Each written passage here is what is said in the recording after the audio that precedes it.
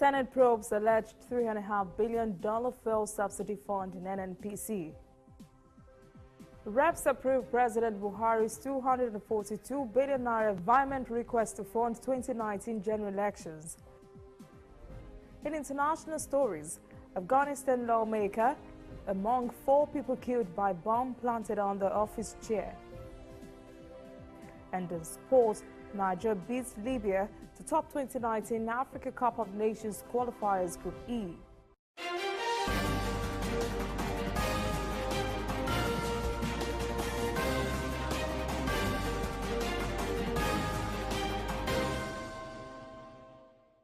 This is ANN News. I am Olajumoke Olatunji.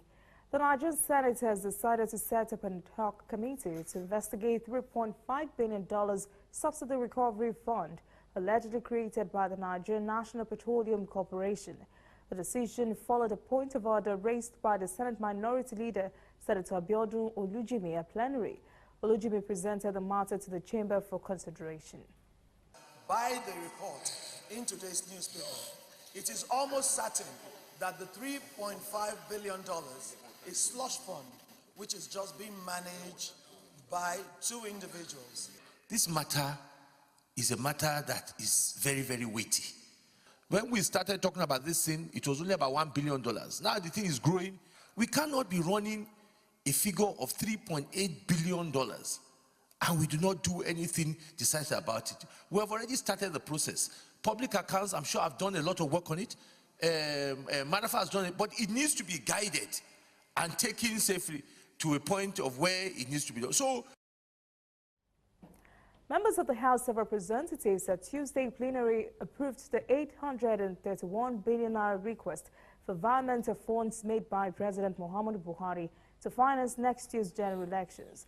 The president says the funds were to assist INEC and all relevant security agencies involved in the conduct of the election to prepare adequately for the exercise. Former Minister of Solid Minerals Kayode Fayemi has been sworn in as Ekiti State Governor by Justice Ayodeji Saben Daramola. I will preserve, protect, and defend the Constitution of the Federal Republic of Nigeria. And defend the Constitution of the Federal Republic of Nigeria. Fayemi was governor of the state for 4 years from 2010. He regained the seat on the platform of the All Progressives Congress by defeating the People's Democratic Party candidate, Professor Kolapo Lushola, and 33 other candidates. My coming back to office is not a revenge mission, but rather a healing balm on a painful wound. However, as the events of the past 4 years go into the history books, we owe it a duty to ourselves and generations coming after us to work together to ensure that never again shall we be deceived into making such a grievous mistake that has set us back so steeply on the development curve. My husband loves his people. My husband means the best for his state. He is going to serve them as diligently as possible. So people should trust him. He's a man of his word. He's a man of honor, leading the land of honor. And all we can hope for is the very best. Former Governor of Ekiti State, Ayodele Fayose, finally honored an invitation by the Economic and Financial Crimes Commission on Tuesday after losing his immunity from prosecution and arrest. The Economic Commission asked Fayose to write a statement explaining how he spent 1.3 billion naira allegedly received from the Office of the National Security Advisor through former Minister of State for Defense, Senator Musimiu Obanikoro, during the build-up to the 2014 governorship election in Ekiti State. And like I said, we have to behave. I wait my right. This morning they came to my house. They condoned of my state, which I feel personally is unnecessary, is unwarranted. I have led Ekiti, and the best I could give are given. Therefore, every question, whatever they need to ask today, I would be able to respond appropriately. Ogun State Governor Senator Ibikunle Amosu has dispelled rumors that he plans to defect from the ruling All Progressives Congress after the party primaries in the state went sour. Amosu described the media news report as false. The governor reiterated his support for President Muhammadu Buhari, saying he cherished the judgment and sense of justice as leader of the ruling party, but meets to enormous pressure to move to another party. A state high court in Zamfara has ordered the ruling All Progressives Congress and the Independent National Electoral Commission to stay further action on the contentious subject of party primaries in the state. An aggrieved APC member, Sanusi Dan Al-Haji, an aspirant for the Gusau State Assembly constituency, went to court seeking an injunction compelling the party's National Working Committee to recognize the primary elections held in the state. INEC had declared that APC does not have any candidate in the forthcoming 2019 general elections as it failed to hold primaries within the stipulated time. Residents of Moile Shengunu village in Shiroro local government area of Niger State have cried out to the state government over lack of basic amenities. Reports say the 3,000 people who live in Moile Shengunu community have no potable water, electricity, roads and hospital. Children in the community are set to trek 25 kilometers to attend school in a neighboring village. They say the situation has discouraged many from getting an education. Other serious deprivations were said to have occurred in past years. The community leader says there has been no government intervention for years, but the presence of UNICEF medical outreach has saved many lives and has brought education back to the community. Disengaged Police Service Commission workers have protested against the failure of the agency to obey a court order reinstating them into service. The protesters who held a rally at Abuja Federal Secretariat on Tuesday explained that the National Industrial Court had directed the commission in October 2016 to reinstate them but was never done. Protester leader Kayode Disu stated that affected workers were going through hardships and that the refusal of the commission to obey the court order was a breach of the rule of law. Disu further presented a letter from the Ministry of Justice directing the PSC to reinstate the 10 workers. Oil marketers in Nigeria have raised alarm over 650 billion naira subsidy arrears the federal government owes them.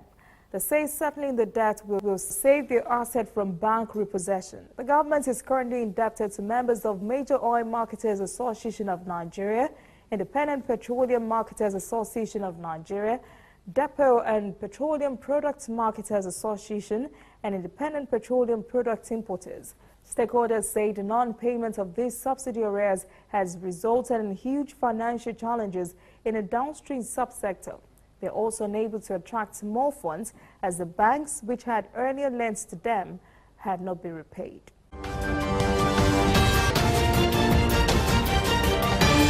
You are watching ANN. If you know fit go internet or follow for Twitter, you know fit snap photo send or get it photo send. Now because you dey use Palasa, your phone no dey answer. See me see wahala. My brother, go get smartphone, yeah. Drop that Palasa phone. Phone wey no go for your hand, yeah. Drop that Palasa phone. Phone wey no fit take selfie. Drop that Palasa phone. No be correct phone, yeah. Drop that Palasa phone. Upgrade to a smartphone today and get double data for 6 months on any MTN data bundle you buy. Simply purchase a smartphone from any store, anywhere in Nigeria, or bring your current smartphone from any network. Insert your MTN SIM card to start enjoying your double data bonus. Offer is open to all new and existing MTN subscribers. Join the largest smartphone movement today. Make it not for your hand, that's Palasa phone.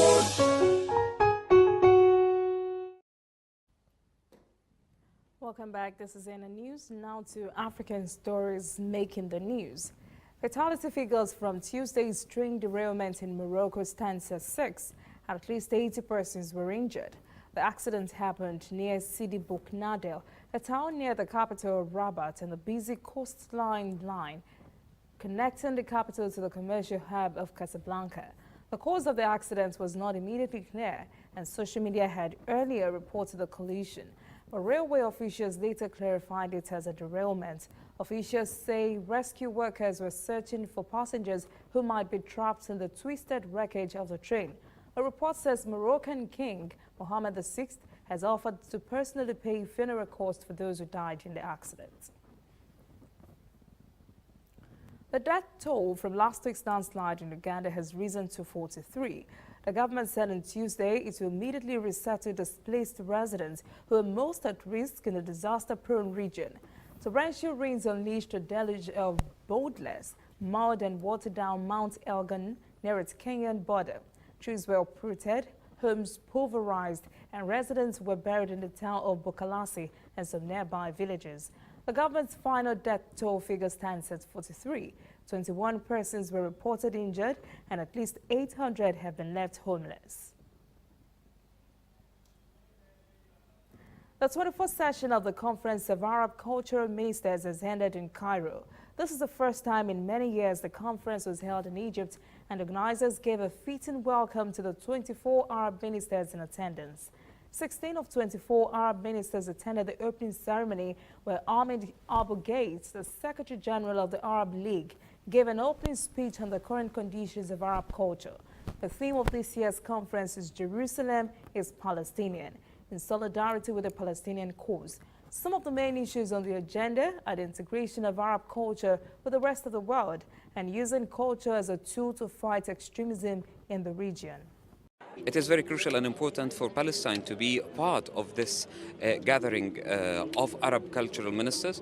We here, as Palestine, and in my capacity as a Minister of Culture, we want to emphasize on the role of culture in a bridging between politics and the future, and to face all the challenges that have been imposed by the occupation on Jerusalem and Palestine.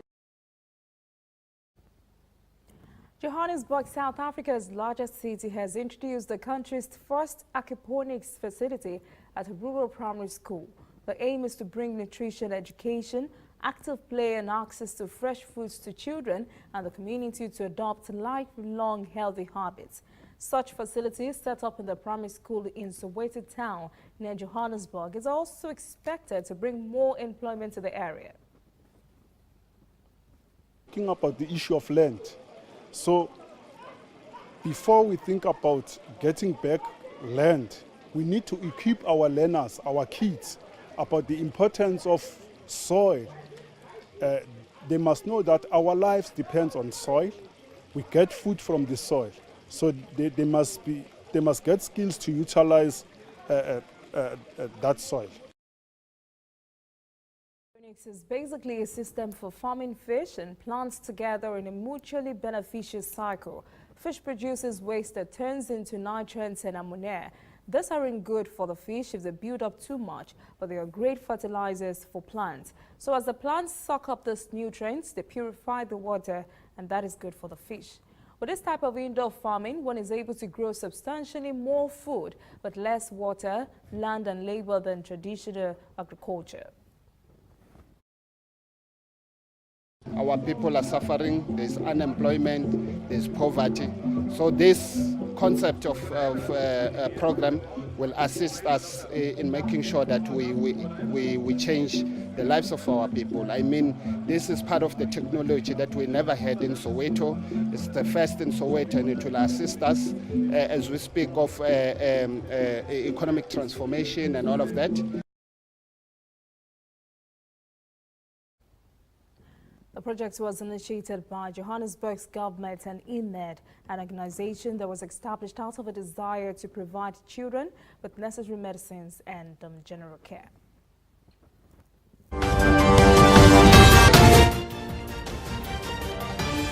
You are watching ANN. If you know fit go internet or follow for Twitter, you know fit snap photo send or get it photo send. Now because you dey use Palasa, your phone no dey answer. See me see wahala. My brother, go get smartphone, yeah. Drop that Palasa phone. Phone wey no go for your hand, yeah. Drop that Palasa phone. Phone wey no fit take selfie. Drop that Palasa phone. No be correct phone, yeah. Drop that Palasa phone. Upgrade to a smartphone today and get double data for 6 months on any MTN data bundle you buy. Simply purchase a smartphone from any store, anywhere in Nigeria, or bring your current smartphone from any network. Insert your MTN SIM card to start enjoying your double data bonus. Offer is open to all new and existing MTN subscribers. Join the largest smartphone movement today. Make it no for your 100 as Palasa food.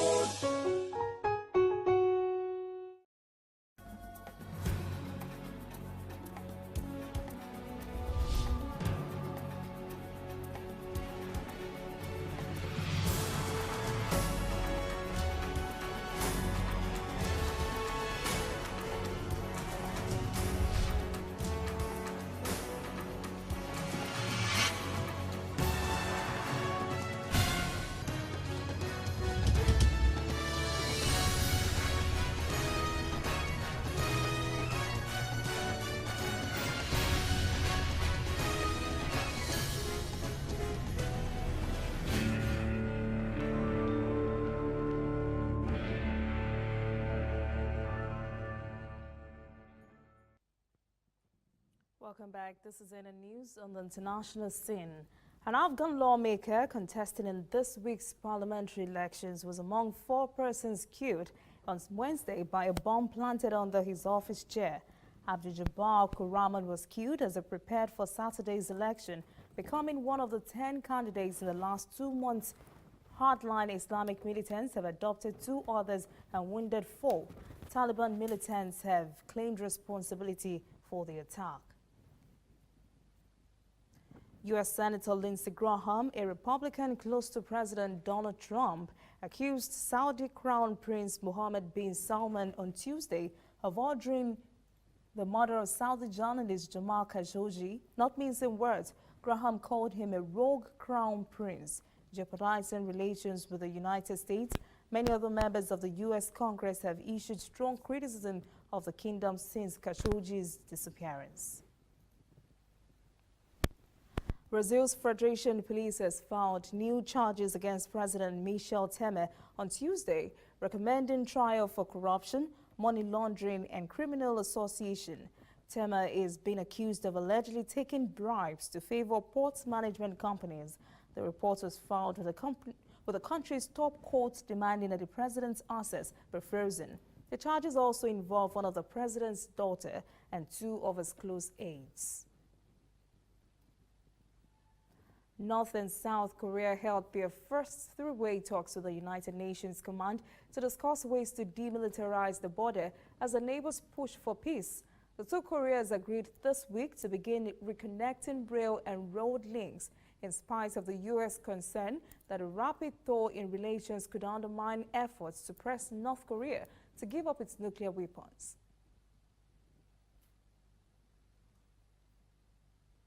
We'll go for a short break. I'll be right back. Up next, Nigeria beats Libya to top AFCON qualifying Group E. Madagascar qualifies for first AFCON finals. Stay with us.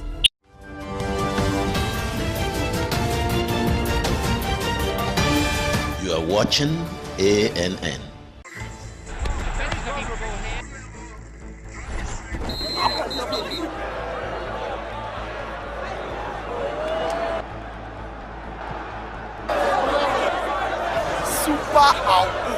MTN gives 2,000% bonus for reactivating your MTN SIM.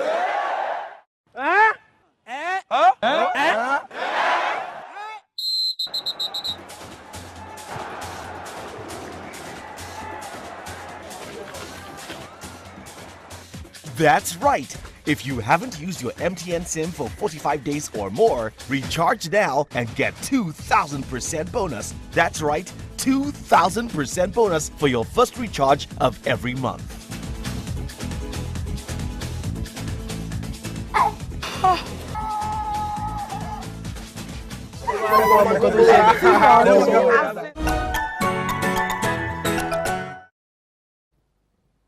Welcome back. This is NN News. In sport, Rosemary Chukwuma and Alaba Kitola won gold and silver medals for Nigeria at the ongoing Youth Olympic Games.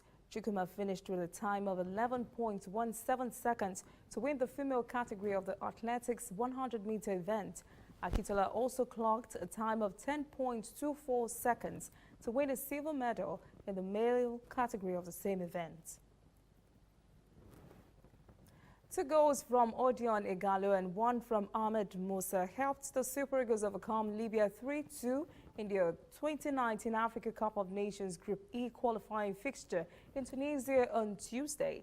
The Super Eagles now assume leadership of the group for the first time. And speaking of first time, the Indian Ocean island of Madagascar has qualified for their first ever AFCON finals by beating Equatorial Guinea 1-0, earning them a home victory to their historical qualification for the 2019 Africa Cup of Nations. That is any news this evening. Thank you for joining us. For details on this and all the stories, visit our website, tnnafrica.net. Conversation continues on our social media platforms, Twitter, Instagram, and Facebook at TNN Africa TV. I am Olajumoke Olatunji. Have a pleasant evening.